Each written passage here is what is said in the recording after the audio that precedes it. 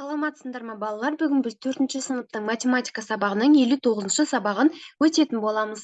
Балалар, біздің арнамызға міндетті түрде подписация етіп алыңдар, себебі біздің арнамыздан сендер математикадан басқа қазақ тілінің сабақтарын тегін оқып, өздерің түсінбеген тақырыпты қарап, үй жұмыстарыңды жасай аласыңдар, балалар. Бүгін біз, балалар, 59-шы сабақтағы барлық есептердің біз қарастыратын боламыз, балалар. Біз бүгін, балалар, үш таңбалы сандарға көбейту және бөлу алгоритмі деген тақырыпты өтеміз. Қайталау. Бөлінісінде нөлі бар үш таңбалы сандарға көбейту және бөлу алгоритмін қолданасың. Енді, балалар, бізде бірінші есеп мәтінді оқы, сұрақтарға жауап бер дейді. Қазақстан Республикасының орталық мемлекеттік музейі орталық Азиядағы ең ірі музейлердің бірі. Оның алғашқы жәдігерлік бұйымдары 19 ғасырдың 30 жылдары Орынбор қаласында Орынбор өлкесінің музейі болып құрылғанда жинақталған. 1931 жылы музей өз есігін Алматы қаласындағы кафедральды собор ғимаратында ашты. Ал қазіргі ғимараты тек 1985 жылы салынды. Енді, балалар, бізге сұрақтар берілген екен. Музей қанша жыл кафедральды собор ғимаратында болды? Қазіргі ғимаратқа көшкеніне қанша жыл өтті дейді. Енді, балалар, бұл сұрақтарға жауап беру үшін біз мынандай есептерді шығаруымыз керекпіз. Яғни, балалар, кафедральды собор ғимаратына кафедральды собор ғимаратында болған білу үшін біз, балалар, 1985 жылдан 1931 жылды азайтамыз. Сонда бізде, балалар, 54 жыл болады екен, иә? Яғни кафедральды собор ғимаратында 54 жыл болған екен, иә, балалар? Енді келесі бізде қазіргі ғимаратқа көшкеніне қанша жыл болды? Ол үшін, балалар, осы жылдан, яғни біз биыл бізде 2022 жыл, иә? Одан біз 1985 жылды азайтып тастаймыз. Сонда бізде, балалар, қазіргі ғимаратқа көшкеніне 37 жыл болғанын біледі екенбіз, иә, балалар? Келесі бізде, балалар, екінші есепте дейді. Яғни, балалар, бұл жерде бөлу амалдары берілген, иә? Сол есептерді шығаруымыз керек енді, балалар. Бірінші есеп бізде, балалар, 138.276-ны бөлеміз 46-ға. Бұл жерде, балалар, бірінші біз 138-ден аламыз, иә? 138-дің ішінде, балалар, 46 бізде 3 рет бар. 46-ны 3-ке көбейтіп тексергенде бізде 138 шығады. Яғни, енді 138-ден 138-ді азайтқанда бізде 0 қалады. Енді, оның қасына келіп 2 түседі. 2-нің ішінде бізде 46 0 рет бар, иә? 0-ді түсіреміз. 2-нің қасына енді біз 7 санын түсіреміз, иә? Сонда 27 болады. 27-нің ішінде 46 0 рет бар, 0-ді жазып қоямыз тағы да. Енді 27-нің қасына 6-ны түсіреміз, сонда 276 болады. 276-нің ішінде, балалар, 46 бізде 6 рет бар екен, иә? 46-ны 6-ға көбейтіп тексерсек, бізде 276 болады. 276-дан 276-ны азайтсақ, бізде 0 шығады екен, иә? Келесі бізде, балалар, екінші 55.590-ды бөлеміз 545-ге. Бұл жерде, балалар, біз 555-тен алады екенбіз, иә? 555-тің ішінде, балалар, бізде 545 бір рет қана бар, иә? Сол бірді жазып қоямыз. 545-ті бірге көбейтіп тексергенде 545 шығады. 555-тен 545 азайтқанда бізде 10 қалдық қалады, иә? Енді 10 қалдықтың қасына бізде 9 түседі. 9 түседі, 109 болады. 109-ның ішінде 545 бізде, балалар, жоқ, иә? Яғни 0 деген сөз. 0-ді түсіріп қоямыз. Енді 109 қалдықтың қасына 0-ді түсіреміз мына жерде тұрған, сонда 1090 болады. Ал 1090-ның ішінде, балалар, 545 бізде 2 рет бар екен, иә? 545 2-ке көбейтіп тексерсек, бізде 1090 шығады. 1090-нан 1090-ды азайтсақ, бізде 0 шығады екен, иә, балалар? Сонда бұл есептің жауабы бізде 102 болады. Келесі бізде, балалар, 685.828-ді бөлеміз 218-ге. Бұл жерде, балалар, біз 685-тен аламыз, иә? 685-тің ішінде, балалар, бізде 218 3 рет бар екен. 218-ді 3-ке көбейткенде бізде 654 шығады екен. Енді 685-тен 654-ті азайтсақ, бізде, балалар, қалдық 31 қалады екен. 31 қалдықтың қасына біз мына тұрған 8-ді түсіреміз, 318 болады. 318-дің ішінде, балалар, бізде 218 бір рет бар екен, иә? Енді 218-ді бірге көбейтіп тексергенде бізде 218 шығады. 318-ден 218-ді азайтсақ, бізде 100 қалдық қалады екен, иә. 100 қалдық бізде 218-ден кіші, сондықтан біз қасына 2-ні әкеліп түсіреміз, иә, мына жердегі. Сонда бізде 1002 болды. 1002-нің ішінде балалар бізде 218 4 рет бар екен, иә. 4 рет бар екен. Енді 218 4-ке көбейтсек, бізде 872 шығады екен. 1002-ден 872-ні азайтсақ, бізде қалдық 130 қалады екен. Енді 130 бізде 218-ден кіші, сондықтан қасына мына тұрған 8-ді түсіреміз, е. Сонда бізде 1308 болады. Енді 1308-дің ішінде балалар 218 бізде 6 рет бар екен, е. Енді тексереміз. 218-ді 6-ға көбейтсек, бізде 1308 шығады. 1308-ден 1308-ді азайтсақ, бізде 0 шығады екен, е. Сонда бұл есептің жауабы бізде 3146 болады. Келесі бізде балалар 458.687-ні бөлеміз 229-ға. Бұл жерде балалар біз енді 458-ден аламыз, е. 458-дің ішінде балалар бізде 229 2 рет бар екен. Енді тексереміз. 229-ді 2-ке көбейтеміз, 458 шығады. 458-ден 458 азайса, бізде 0 шығады екен, е. Яғни қалдық жоқ. Енді ол жерге біз 6-ны түсіреміз. 6-ның ішінде балалар 229 бізде 0 рет бар, е, яғни жоқ деген сөз. Сол 0-ді жазып қоямыз, е.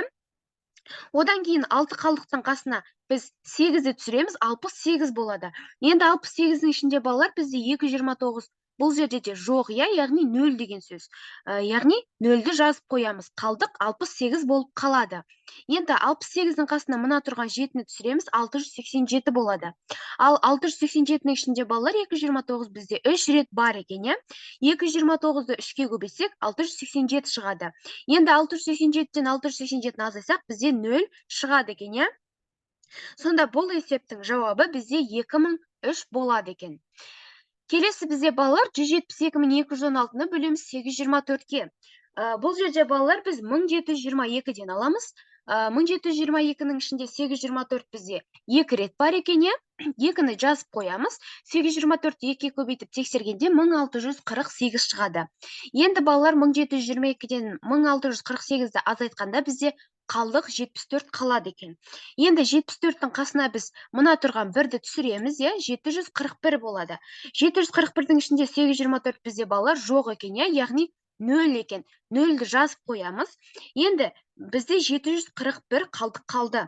741 қалдықтың қасына біз 6-ны түсіреміз, 7416 болады. 7416-ның ішінде балалар бізде 824 9 рет бар екен. 824-ті 9-ға көбейтсек, бізде 7416 шығады. Енді екеуін бір-бірінен азайтқанда бізде 0 шығады екен, е. Сонда бұл есептің жауабы бізде 209 болады.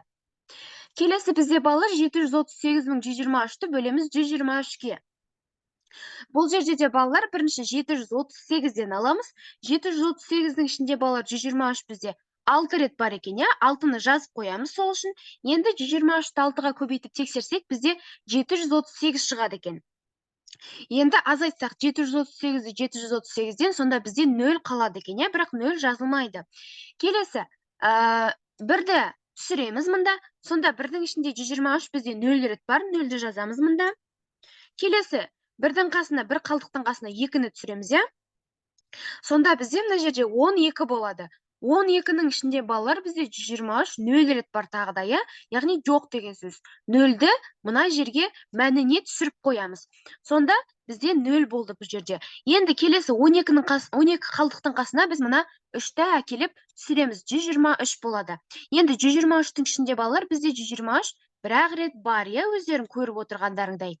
Енді 123-ті 1-ге көбейтсек, тексерген кезде 123 шығады. Екеуін бір-бірінен азайтқанда 0 шығады екен. Қалдық жоқ, е, яғни бұл есептің жауабы 6001 болады екен. Келесі бізде балалар 382.925-ті бөлеміз 425-ке. Енді бұл жерде балалар біз 3829-дан аламыз. 3829-ның ішінде 425 бізде балалар 9 рет бар екен. Енді 425-ті 9-ға көбейтсек, бізде 3825 болады. 3829-дан 3825-ті азайтқанда бізде 4 қалдық қалады екен, 4 қалдық болады екен. Енді 4 қалдықтың қасына біз 2-ні түсіреміз. мына тұрған 2-ні түсіреміз, 42 болады. 42-нің ішінде балалар бізде 425 0 рет бар екен, иә? Сол себепті 9-ның қасына біз 0 санын түсіреміз. Енді 42 қалдықтың қасына біз 5-ті түсіреміз, 425 болады. 425 балалар, 425-тің ішінде бір-ақ рет бар екен. Енді 1-ді 0-дің қасына жазамыз. 425-ті 1-ге көбейтеміз, 425 болады. Екеуін бір-бірінен азайтқанда 0 шығады екен, иә? Сонда балалар бізде бұл есептің жауабы 901 болады екен. Келесі бізде балалар 305.584-ті бөлеміз 142-ге.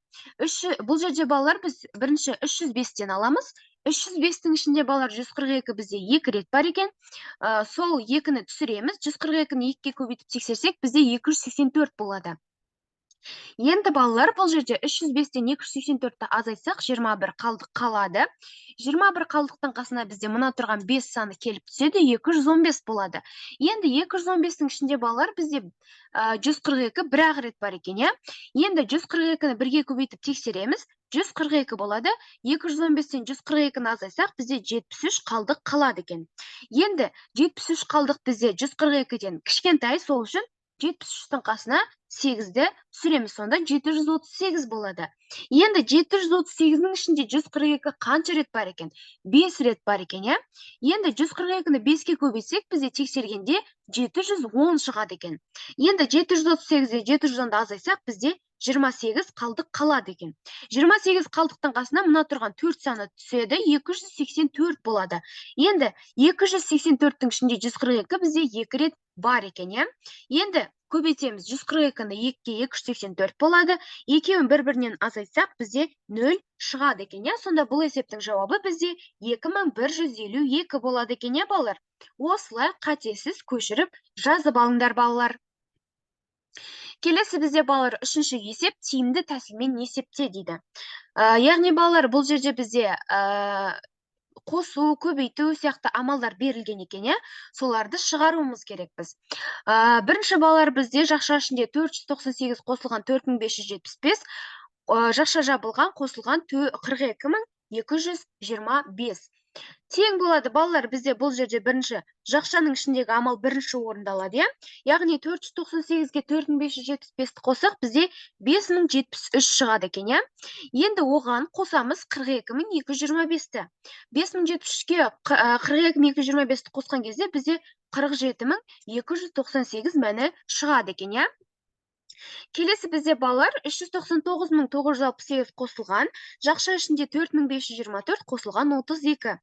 Бұл жерде балалар бізде жақша ішіндегі амал бірінші орындалады, яғни білесіңдер өздерің. 399.968 қосылған, 4524-ке 32-ні қоссақ, бізде 4556 болады. Енді 399.968-ге 4556-ны қоссақ, 404.524 мәні шығады екен, иә, балалар? Келесі бізде балалар 7896 қосылған, жақша ішінде 2100 қосылған 4 болады. Енді бұл жерде балалар 7896 қосылған дейміз, 2100-ге 4-ті қосақ 2104 болады, 7896-ға 2104-ті қосақ бізде 10.000 шығады екен, иә, балалар? Келесі бізде балалар 8 көбейтілген 14 көбейтілген 25. Бұл жерде балалар 8-ге 14-ті көбейтсек 112 болады, 112-ні 25-ге көбейтсек бізде 2800 шығады екен, яғни мәні 2800-ге тең екен. Келесі бізде балалар 800 көбейтілген 250 көбейтілген 2. Бұл жерде балалар 800 көбейту, 250-ге 2-ні көбейтеміз 500 болады, 800-ді 500-ге көбейтсек бізде 400.000 шығады екен, иә? Келесі бізде 25-ті көбейтеміз 160-ға, көбейтеміз 4-ке. Бұл жерде балалар бізде бірінші 25-ті 4-ке көбейтіп алсақ тиімдірек болады, иә? Сонда бізде 100 шығады екен. 25-ті 4-ке көбейтсек 100 шығады. Одан кейін көбейтеміз 160-қа. 100-ді 160-қа көбейтсек бізде 16.000 шығады екен, иә, балалар? Бұл есеп осылай шығады, балалар. Келесі бізде балалар 4-ші есеп сұраққа жауап бер дейді. Автобус Нұр-Сұлтан қаласынан 10 сағат 40 минутта шығып, Көкшетауға 12 сағат 10 минутта келеді. Ол осы жолды қанша уақытта жүріп өтеді? Және де балалар, екінші сұрағы, егер автобус Көкшетауда 2 сағат 15 минут кідіретін болса, онда Нұрсұлтан қаласына сағат нешеде қайтып келеді дейді. Енді балалар, біз берілген жазып алайық. Бірінші шықты 10 сағат 40 минутта, келеді 12 сағат 10 минутта екен. Қанша жолды қанша уақытта жүріп өтті деген сұрақ. Енді шешуін табайық. Бұл үшін балалар, бізде келген сағатынан шыққан сағатын азайтамыз. Яғни 12 сағаттан 12 сағат 10 минуттан біз 10 сағат 40 минутты азайтамыз. Сонда балалар, бұл жерде 1 сағат 30 минут жүріп өткенін білеміз, балалар. Осыншама уақытта 1 сағат 30 минутта жүріп өтеді екен, балалар. Енді келесі сұрақ бізде, балалар, Көкшетауда 2 сағат 15 минут кідіреді, сонда Нұрсұлтан қаласына сағат нешеде қайтып келеді деген сұрақ екен. Ол үшін балалар, біз бірінші 12 сағат 10 минутқа біз 2 сағат 15 минутты қосамыз, сонда 14 сағат 25 минут болады екен. Соған біз жүріп өткен уақыттың қосамыз, сонда бізде 14 сағат 25 минутқа 1 сағат 30 минутты қосамыз, сонда 15 сағат 55 минутта қайтып келеді екен, балалар. Бұл есеп дәл осылай жазатын боламыз, балалар. Келесі бізде 5-ші есеп көрсетілген өлшем бірліктеріне өрнекте дейді. Бірінші бізде, балалар, 8 тонна 2 центнер дегеніміз 8 тонна, яғни 8000 килограмм, 2 центнер дегеніміз 200 килограмм, екеуін қоссақ 8200 килограмм болады. Келесі 6 километр 90 метр. Бұл жерде метрмен өрнектеу керек бізде. 6 километріміз 6000 метр, 90 метрді қоссақ бізде 6090 метр болады екен. Келесі 5 сағат 8 минутты минут ретінде есептеуіміз керек. Енді балалар, бұл жерде 5 сағатты 60 минутқа көбейтеміз, 300 минут шығады. Оған 8 минутты қоссақ 308 минут шығады екен. Келесі бізде 486 секундты минут және секунд ретінде есептеуіміз керек. Ол үшін балалар, біз 486-ны 60-қа бөлеміз, яғни 486 секундты 60-қа бөлеміз. Сонда бізде 8 болады, қалдық 6 болады. Яғни балалар, 8 минут, ал қалған қалдық бізде секундқа жатады екен, яғни 8 минут 6 секунд болады. Келесі бізде, балалар, 72 сағатты тәулікте өрнектеуіміз керек біз. Ол үшін балалар, 72 сағатты біз 24-ке бөлеміз. Сонда балалар, 3 тәулік болады екен. Келесі 2600 граммды килограмм, грамм ретінде өрнектеуіміз керек біз. Енді балалар, бұл жерде 2 килограмм 600 грамм болады, себебі 1 килограмм бізде 1000 граммға тең, ал 2 килограммыз 2000 граммға тең болады. Қалған 600 граммы грамм ретінде қалады. Келесі 8 квадрат метр мен 54 квадрат дециметр тең болады қанша квадрат дециметрге дейді. Енді балалар, бұл жерде 8 квадрат метріміз 800 квадрат дециметрге тең екен. Оған қосамыз 54 квадрат дециметрді, сонда бізде 854 квадрат дециметр болады екен, балалар. Келесі 32 квадрат дециметрді сантиметр ретінде есепте дейді. Енді 32 квадрат дециметр дегеніміз бұл жерде бізде 3200 квадрат сантиметр болады екен, балалар. Енді балалар, бұл жерде мен сендерге қалай есептеу керек екенінде көрсеттім. Ал сендер дәптерлеріңе тек қана қарамен жазылған мына 8200, 6090, 308 деген сияқты қарамен жазылғандарды ғана жазып алсаңдар болады. Бірақ егер сендерге сабақ түсініксіз болған болса, онда қалай шығарылу керек екеніне дейін жазып алсаңдар, өздеріңе түсінікті болып тұрады. Келесі балалар, 6-шы есеп өрнектің мәнін тап дейді. Бірінші бізде 2597 көбейтілген 32 қосамыз 280448 бөлінген 56. Енді балалар, бұл жерде 2597-ні 32-ге көбейтсек, бізде 83104 шығады екен, балалар. Оған қосамыз 280448-ді 56-ға бөлсек 5008 шығады екен. Енді екеуін бір-біріне қосамыз. 83104-ті 5008-ге қоссақ 88112 шығады екен. Бұл есептің жауабы осындай. Келесі бізде балалар 2700 қосылған 201.20124 бөлінген 387 азайтылған 509. Енді балалар, бұл жерде бізде бірінші бөлу амалы орындалады, одан кейін қосу, одан кейін азайту амалы орындалады. Енді 2700 қосылған жазып қоямыз. 20.124-ті 387-ге бөлсек, бізде 52 шығады екен, иә? Енді 52 азайтылған 509 болады. Енді балалар тең 2700-ге 52-ні қоссақ 2752 болады. Одан азайтамыз 509-ды. Енді 2752-ден 509 азайтсақ, бізде 2243 қалады екен, не балалар? Келесі бізде үшінші балалар 750 қосылған жақша ішінде 11267 қосылған 1522 жақша жабылған бөлінген 203. Балалар, бұл жерде өздерің білетіндей жақшаның ішіндегі амал бірінші орындалады, одан кейін бөліну амалы орындалады, одан кейін қосылады, иә? Енді бұл жерде балалар 750 қосылған бірінші жазып қоямыз.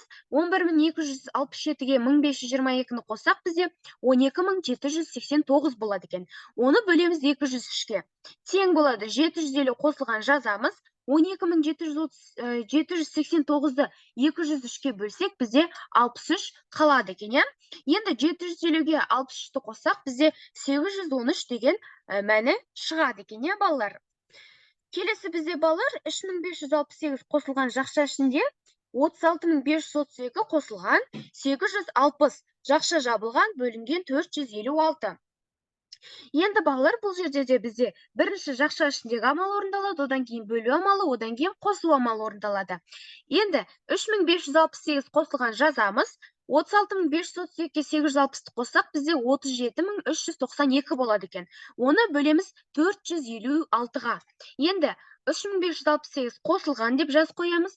37392-ні 456-ға бөлсек, бізде 82 деген сан шығады екен. Енді 3568-ге 82-ні қоссақ, бізде 3650 болады екен, балалар. Енді келесі бізде балалар 800 қосылған 115.023 бөлінген 23 қосылған 2600 көбейтілген 345. Енді балалар, бұл жерде бізде бірінші бөлу амалы, көбейту амалы, одан кейін қосу амалдары орындалады. Яғни балалар 800 қосылған жазып қоямыз. 115.023-ті 23-ке бөлсек, бізде балалар 5001 шығады екен. Енді 5001 қосылған 2600-ді 345-ке көбейтсек, бізде 897 мың шығады екен. Енді осының барын қосамыз. 800-ге 5001-ді қоссақ, балалар, бізде 5801 шығады екен. Оған қосамыз 897 мыңды, болады бізде балалар 902.801 болады екен, иә балалар?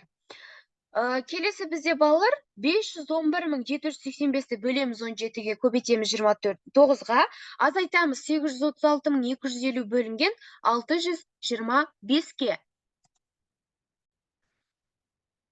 Енді балалар, бұл есепте біз бірінші бөлу амалдарын, одан кейін көбейту амалдарын, одан кейін азайту амалын орындаймыз. Енді балалар, бірінші біз 511.785-ті бөлеміз 17-ге екен, иә? Енді 511.785-ті 17-ге бөлсек, бізде 30.105 шығады екен. Оны көбейтеміз 29-ға, азайтамыз. 836.250-ді 625-ке бөлсек, бізде 1338 шығады екен. Тең болады. Енді 30.105-ті 29-ға көбейтсек, бізде балалар 873.045 шығады екен, иә? Енді одан азайтамыз 1338-ді, сонда бізде балалар жауабы 871.707 шығады екен, иә балалар? Енді балалар, келесі есеп бізде 7-ші есеп, есепті шығар дейді. Музей ғимаратының жалпы ауданы 25.960 квадрат метр дейді. Оның 14.000 квадрат метрі ауданы жәдігерлер алып жатыр дейді. Қалғаны әр қайсының ауданы 920 квадрат метр болатын бірдей көрме залдары дейді. Музейде неше көрме залы бар дейді. Енді балалар, бұл есепті шығару үшін бірінші біз берілген жазып алайық, иә? Жалпы ауданы балалар музей ғимаратының бізде 25.960 квадрат метр екен. Ал жәдігерлердің ауданы алып жатқан 14.000 квадрат метр екен, иә? Енді бір көрме залының ауданы 920 квадрат метр дейді. Бұл жерде қанша көрме залы бар дейді. Енді балалар, шешуін табу үшін біз бірінші мынандай есеп жазуымыз керекпіз. Бірінші балалар, біз барлық жалпы музей ғимаратының ауданынан біз жәдігерлердің ауданын алып тастаймыз, яғни 25.960 квадрат метрден 14.000-ді азайтамыз, сонда бізде 11.960 квадрат метр болады екен, иә балалар? Енді 11.960 квадрат метрді біз көрме залының, әрбір көрме залының 920 квадрат метрға, яғни бөлеміз. Сонда бізде балалар 11.960 квадрат метрді 920 квадрат метрге бөлгенде бізде 13 шығады екен, иә? Яғни бұл жерде балалар музейде 13 көрме залы бар екен, иә? Келесі бізде балалар 8-ші есеп, амалдардың орындалу ретін анықтап, оны есепте дейді. Яғни балалар, бірінші есеп бізде балалар 953 қосылған 627 жақшаның ішінде, көбейтеміз 12, қосылған 22.040, азайтылған 250, көбейтілген 36, көбейтілген 4. Енді балалар, бұл жерде біз бірінші жақшаның ішіндегіні бірінші орындаймыз, е? Одан кейін көбейту амалы орындалады. Қосамыз, одан кейін барып азайту амалдары орындалады екен, е? Енді балалар 953-ті 627-ге қоссақ бізде 1580 шығады екен, иә? 1580 шығады екен. Оны көбейтеміз 12-ке, қосамыз 22.040, азайтылған бізде 250-ді 36-ға көбейтсек, бізде 9000 шығады екен, иә? 250-ді 36-ға көбейтсек, бізде 9000 шығады екен. Оны көбейтеміз 4-ке. Тең болады балалар. 1580-ді 12-ке көбейтсек, 18960 шығады екен балалар. Оған қосамыз біз 22040-ты. Енді 9000-ды көбейтсек 4-ке бізде 36000 шығады екен, иә? 36000 шығады екен. Енді осының бірінші балалар қосамыз, одан кейін азайтамыз. 18960-қа біз 22040-ты қоссақ, бізде 41000 шығады екен, иә? Одан азайтамыз 36000-ді, бізде 5000 жауабы шығады екен, иә балалар? Яғни бұл есептің жауабы 5000-ға тең екен. Енді келесі бізде балалар 326 көбейтілген 452 бөлінген, жақша ішінде 8006 азайтылған 7998, жақша жабылған, қосамыз 180 көбейтілген 45. Енді балалар, бұл жерде бірінші 326 көбейтілген 452 бөлеміз, жақшаның ішіндегі бірінші орындалады, 8006-дан 7998 азайтсақ, бізде 8 болады екен, оған қосамыз 180 көбейтілген 45. Енді балалар, бұл жерде 326-ны 452-ке көбейтсек, бізде 147352 шығады екен. Бөлеміз 8-ге, қосамыз 180-ді 45-ке көбейтсек, 8100 шығады екен, балалар? Енді балалар, бұл жерде бөлуді бірінші орындаймыз. 147352-ні 8-ге бөлсек, бізде 18419 болады екен. 18419-ды мына тұрған 8100-ге көбейтеміз, сонда бізде 26519 деген жауабы шығады екен, балалар? 26519. Енді балалар, бізде келесі есеп 9-шы есеп, ойлан және жауап бер дейді. А және Ә есептері берілген екен. А есебінде балалар, Арман музейге бара жатыр, көшенің ені 15 метр. Егер оның жылдамдығы 1 метр секундына болып, бағдаршам 25 секунд жанып тұратын болса, ол жолдан өтіп үлгереме дейді. Бұл жерде балалар, енді балалар, көшенің ені 15 метр берілген жазып алайық, Арманның жылдамдығы 1 метр секундына, бағдаршам уақыты 25 секунд, өтіп үлгереме дейді. Енді шешуін жазайық, балалар. Шешуін табу үшін біз балалар бірінші уақытты тауып аламыз, яғни уақытты табу үшін біз көшенің енін біз Арманның жылдамдығына бөлеміз. Сонда балалар бізде 15 метрді бөлсек 1 метр секундқа бізде 15 секунд шығады екен, Енді бағдаршам уақыты бізде 25 секунд. Арманның уақыты бізде 15 секунд, яғни Арман 15 секундта өтіп үлгереді екен. Енді сонда балалар бізде артық 10 секунд қалады екен, 25-тен 15-ті азайтсақ 10 секунд қалады. Яғни Арман жолдан өтіп үлгереді деген сөз, Келесі Ә есебі, егер Әлияның жылдамдығы Арманның жылдамдығынан 2 есе кем болса, ол жолдан өтіп үлгереме? Жолды қауіпсіз өту үшін Әлия не істеуі керек дейді.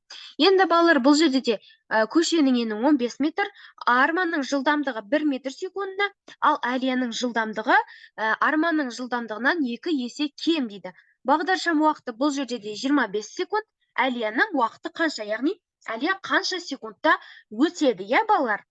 Енді балалар шешуін шығарайық, бұл жерде балалар біз әлияның жылдамдығын табу үшін біз арманның жылдамдығын 2-ге бөліп аламыз. Яғни 1 метр секундты 2-ге бөлсек, бізде 2-ден 1 шығады екен. Яғни 0,15 қой.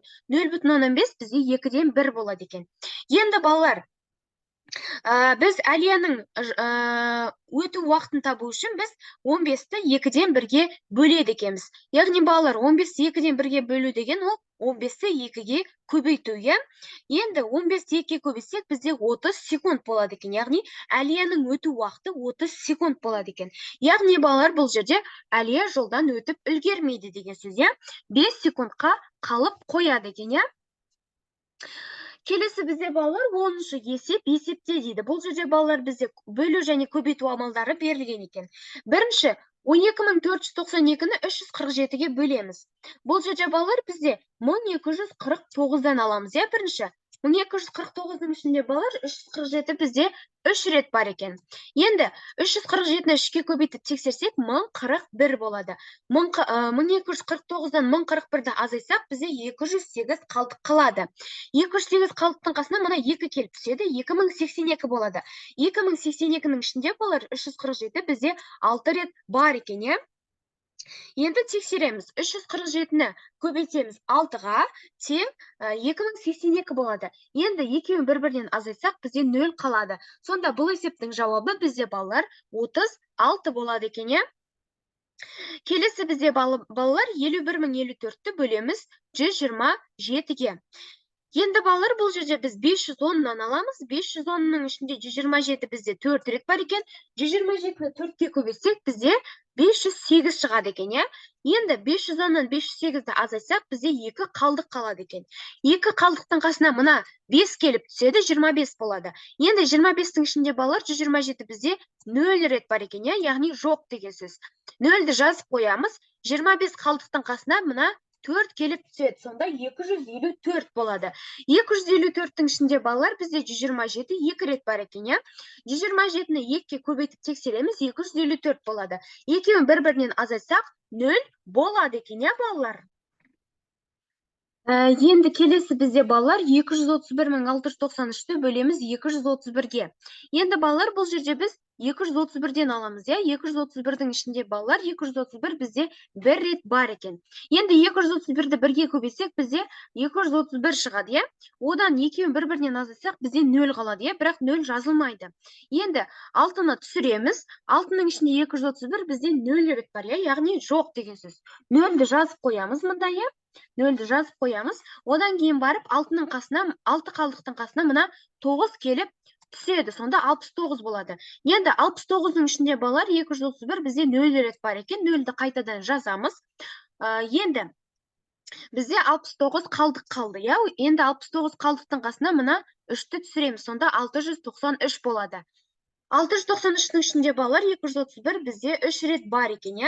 Енді 231-ді 3-ке көбейтіп тексергенде бізде 693 болады екен. Екеуін бір-бірінен азайтсақ, бізде 0 қалады екен. Сонда бұл есептің жауабы бізде 1003 болады. Келесі бізде балалар 7595-ті бөлеміз 217-ге. Бұл жерде балалар біз 759-дан аламыз. 759-ның ішінде 217 бізде 3 рет бар екен. Енді 217-ні 3-ке көбейтіп тексерсек, 651 болады. 759-дан 651-ді азайсақ, бізде 108 қалдық қалады екен. Енді балалар, 108 бізде 217-ден кіші болады. Сондықтан 5-ті қасына түсіреміз, сонда 1085 келесі толымсыз бөлінгіш болады. 1085-тің ішінде балалар 217 бізде 5 рет бар екен. Енді 217-ні 5-ке көбейтсек, 1085 болады екен. Екеуін бір-бірінен азайсақ, 0 болады. Сонда бұл есептің жауабы бізде 35 болады екен. Келесі енді бізде балалар көбейту амалдары 579-ды 823-ке көбейтеміз.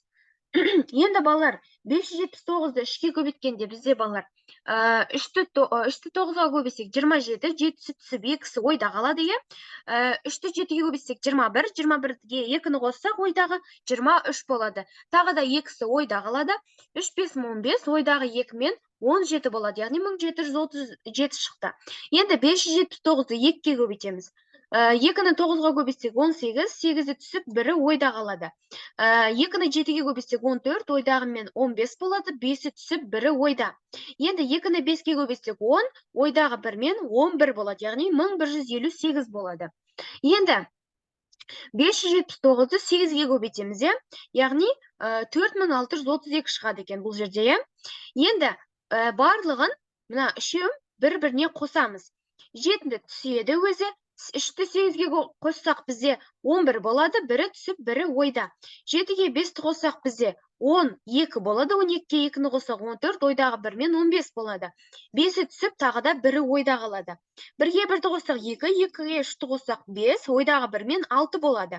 1-ге 6-ны қоссақ 7, мына 4 өзі түседі. Сонда балалар бұл жерде 476.517 шығады екен, Келесі бізде балалар 506-ны көбейтеміз 908-ге. Енді балалар бұл жерде 506-ны бірінші 8-ге көбейтеміз, бірлікке көбейтеміз. Сонда бізде 4048 шығады екен. Одан кейін балалар 506-ны 0-ге көбейтеміз. 0-ді 6-ға көбейтсек 0, 0-ді 0-ге көбейтсек 0, 0-ді 5-ге көбейтсек 0 шығады. Яғни балалар барлығы 0-ге тең болады екен. 0-ді қандай санға көбейтсек де 0-дің өзі шығады. Енді 506-ны 100-ге көбейтеміз, яғни 9-ға көбейтеміз. Сонда балалар бізде 4554 шығады екен, балалар. Сонда балалар енді осының барлығын үшеуін қосқанда бізде 8 өзі түседі. 4-ге 0-ді қоссаң 4 болады. 0-ге 0-ді қоссаң 0, 0-ге 4-ті қоссаң 4 болады. 4-ге 0-ді қоссаң 4, 4-ге 5-ті қоссаң 9 болады. 5 және 4 өздері түседі. Сонда 459.448 шығады екен. Келесі бізде балалар 125-ті көбейтеміз 456-ға. Енді балалар, бірінші біз 125-ті 6-ға көбейтіп аламыз, 5-ті, яғни 6-ны 5-ге көбейтсек 30, 0-і түсіп, 3-і ойда болады. 6-ны 2-ге көбейтсек 12, ойдағы 3 пен 15, 5 түсіп, 1-і ойда болады. Енді 6-ны 1-ге көбейтсек 6, ойдағы 1-мен 7 болады, яғни 750 шығады. Келесі 125-ті 5-ге көбейту керек. 5-ті 5-ге көбейтсек 25, 5-і түсіп, 2-сі ойда болады, 5 2 10, ойдағы 2-мен 12, 2-сі түсіп, 1-і ойда болады, Енді 5-ті 1-ге көбейтсек 5, 5-ге ойдағы 1-ді қоссақ 6 болады, яғни 625 шығады. Енді балалар 125-ті 4-ге көбейтеміз, Бізде 125-ті 4-ге көбейткенде 4-ті 5-ге көбейтсеміз бізде 20 шығады, 0-і түсіп 2-сі ойда болады, 2-сі ойда тұрады. 4-ті 2-ге көбейтсек 8, ойдағы 2-мен 10 болады, 0-і түсіп 1-і ойда. 4 бірім 4, ойдағы 1-мен 5 болады. Яғни балалар 500 шығады екен. Енді балалар осының барлығын қосамыз. 0 өзі түседі, 5-ке 5-ті қоссаң 10, 0-і түсіп, 1-і ойда болады, 7-ге 2-ні қоссаң 9, 9-ға 0-ді қоссаң 9 болады, ойдағы 1-мен 10 болады, 0-і түсіп, 1-і ойда қалады. 6-ны 0-ге қоссаң 6, ойдағы 1-мен 7 болады. 5 өзі түседі, яғни 57.000 шығады екен, Келесі бізде балалар 607-ні 241-ге көбейтеміз. Енді балалар, бұл жерде бірінші біз 607-ні бірлікке, ондыққа және жүздікке көбейтіп аламыз, Яғни 607-ні 1-ге көбейтсек бізде 607 шығады, 607-ні 4-ге көбейтсек 2428 шығады, 607-ні 2-ге көбейткенде бізде 1214 шығады екен. Енді балалар осының барлығын қосамыз, 7 өзі түседі, 0-ге 8-ді қоссақ 8 болады, 6-ға 2-ні қоссақ 8, 8-ге 4-ті қоссақ 12, 2-сі түсіп, 1-і ойда болады, 4-ге 1-ді қоссақ 5, ойдағы 1-мен 6 болады, 2-ге 2-ні қоссамыз 4 болады, 1 өзі түседі. Сонда балалар 607-ні 241-ге көбейткенде бізде 146.287 болады екен балалар. Бұл есеп бізде осылай шығады балалар. Балалар, осымен біздің бүгінгі сабақ аяқталды. Біздің арнамызға міндетті түрде подписаться етіңдер. Біздің арнамыздан балалар барлық математика және қазақ тілі сабақтарының өздерің таппаған және де балалар өздерің түсінбеген тақырыптарыңды іздестіріп, қарап және де үй жұмыстарыңды жасай аласыңдар балалар. Келесі кездескенше балалар сау саламатта болыңдар.